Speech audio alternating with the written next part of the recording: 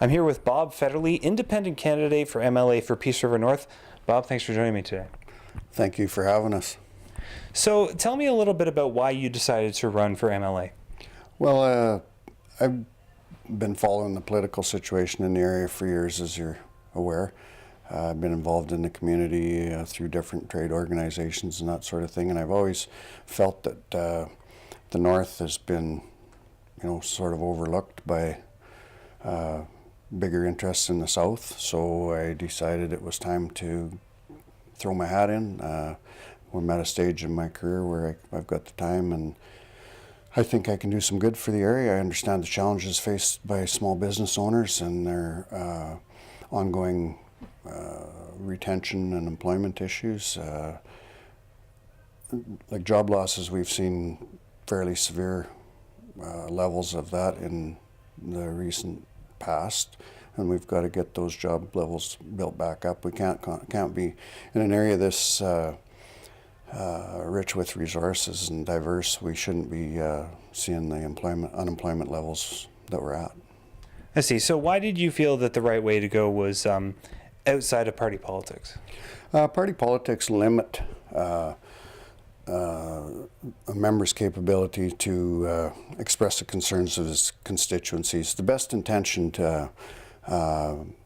party member can go down there and he's going to be held back, or he or she, they will be held back by internal party mechanisms that have agendas, especially in our case in BC, where we've got what's called the Wild West of political donations and that sort of thing going on.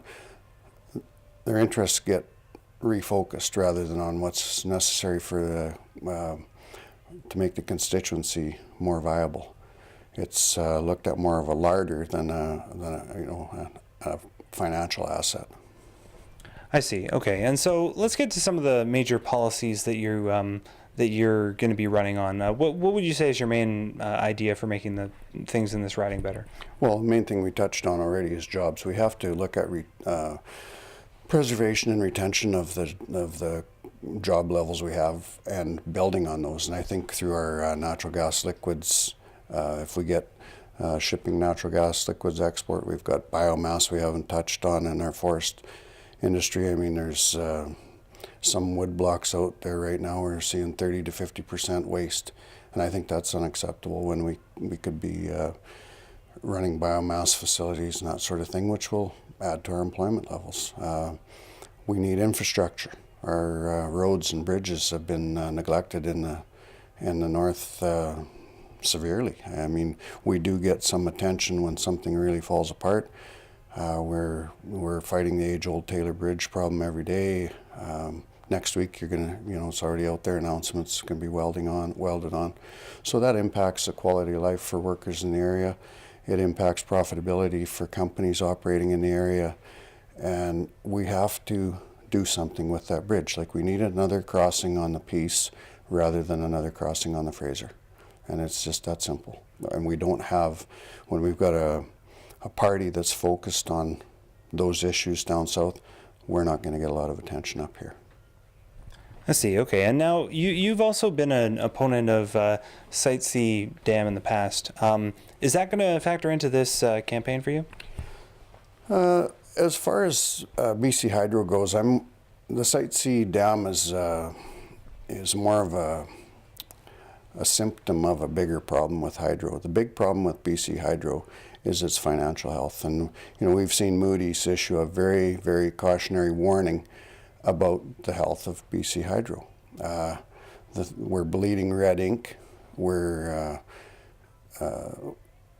utility is signed into power purchase agreements that are take or pay. So we're now in low demand. We're seeing demand drop off year by year. We have to take that or pay for that power. So it's not a business model that fits any business I've been in, where you buy at a high rate and sell at a low rate. It's just an easy way to go bankrupt. And Moody's has obviously picked that out for what it's worth. I see. Okay, and now turning to the actual campaign, The riding has gone Liberal since 2001 under Richard Neufeld. How do you plan to change that? Well, we're going to rally our electorate. I hope. I'd like to see a larger voter turnout up here.